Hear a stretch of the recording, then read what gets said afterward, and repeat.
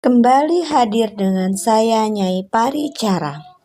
Kali ini video saya kembali menghadirkan sebuah cerita yang mungkin bisa menghibur sobat semua.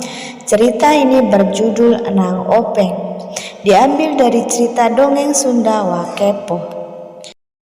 Seorang pemuda berwajah buruk rupa mendapat perintah dari gurunya Aki Kosasih untuk turun gunung mencari anak kandung Aki Kosasih yang sudah 15 tahun menghilang.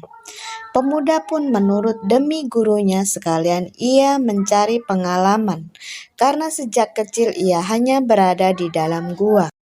Pemuda buruk rupa pun berpamit kepada sang guru, meminta doa restu agar segera dipertemukan dengan Kartika, anak dari Aki Kosasih gurunya.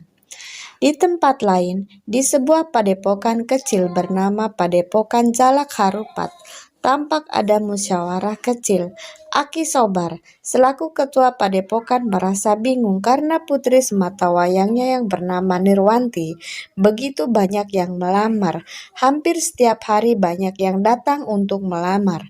Karena bingungnya, Aki Sobar menyerahkan semuanya kepada Nirwanti anaknya, dan Nirwanti pun sama, menyerahkan semua kepada ayah, dan akhirnya tidak bisa menemukan keputusan. Nirwanti memberi saran agar diadakan sayembara saja.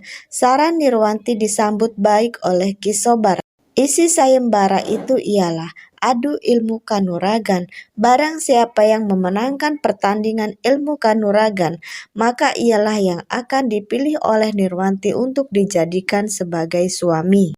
Beberapa pekan kemudian, diadakanlah sayembara itu di halaman padepokan yang cukup luas. Ki Sobar dan Nirwanti menyaksikan jalannya pertandingan dari teras padepokan. Nirwanti merasa ragu, sejauh ini yang tampak unggul justru dari golongan hitam. Dan akhirnya Warok yang merupakan gembong rampok benar-benar unggul dan tidak ada lagi yang berani maju. Warok pun sesumbar dan merasa sangat senang karena ia akan mempersunting seorang wanita cantik. Nirwanti tampak sangat ketakutan dan dia tidak mau menjadi istri Warok. Dari tempat para penonton yang sedang berkerumun, tampak melompat seorang pemuda. Ia begitu tenang dan santun. Pemuda itu sangat buruk rupa, dengan wajah penuh bopeng dan bekas luka bakar. Warok yang sudah begitu sombong sangat marah dan masih dengan berangasan. Warok membentak pemuda di hadapannya dan ditantangnya untuk segera bertarung agar pertandingan secepatnya selesai. Pemuda buruk rupa melayani dengan tenang. Warok yang sudah tidak sabaran langsung menyerang. Pemuda buruk rupa berkelit dengan santai, gerakannya ringan bagaikan kapas. 10 jurus telah berlalu.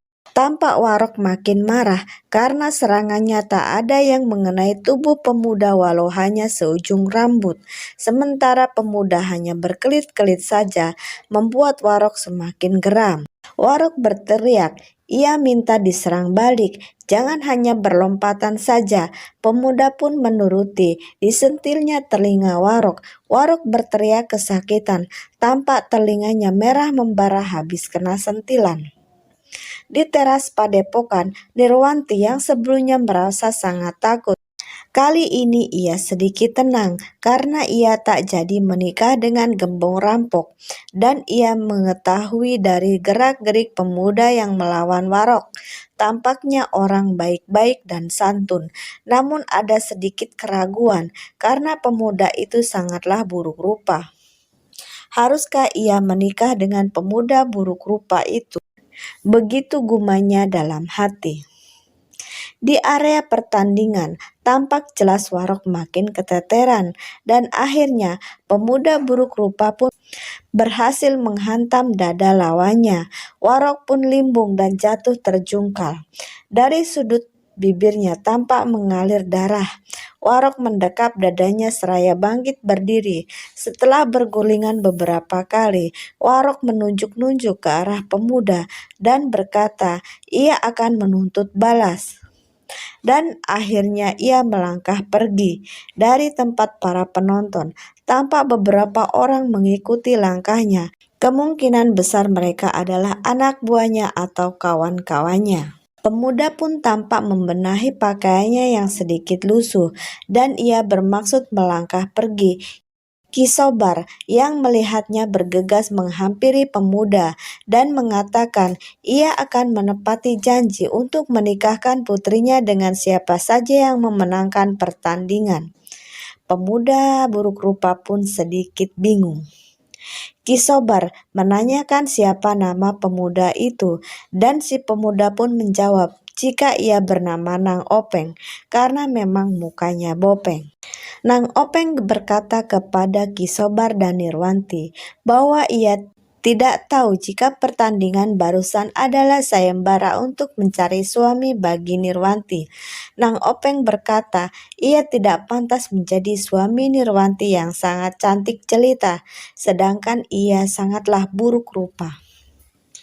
Maksud dan tujuan Nang Openg sehingga ia berada di sini ialah sedang mengemban tugas dari gurunya, yaitu mencari anak dari gurunya yang bernama Kartika. Dan Nang Openg belum akan menikah jika ia belum menemukan putri dari gurunya tersebut. Nirwanti tertunduk lesu. Ternyata wajahnya yang cantik tidak berlaku untuk seorang pemuda yang buruk rupa. Tapi tak mengapa, toh pemuda itu buruk rupa, beruntung tak jadi istrinya, begitu pikir Nirwanti dalam hati. Ki Sobar bisa maklum akan maksud Nang Openg. Namun begitu, Ki Sobar meminta kepada Nang Openg untuk bermalam di padepokan barang beberapa malam saja, sebagai ucapan terima kasih, juga untuk berjaga-jaga kalau pasukan Waro kembali untuk menuntut balas atas kekalahannya.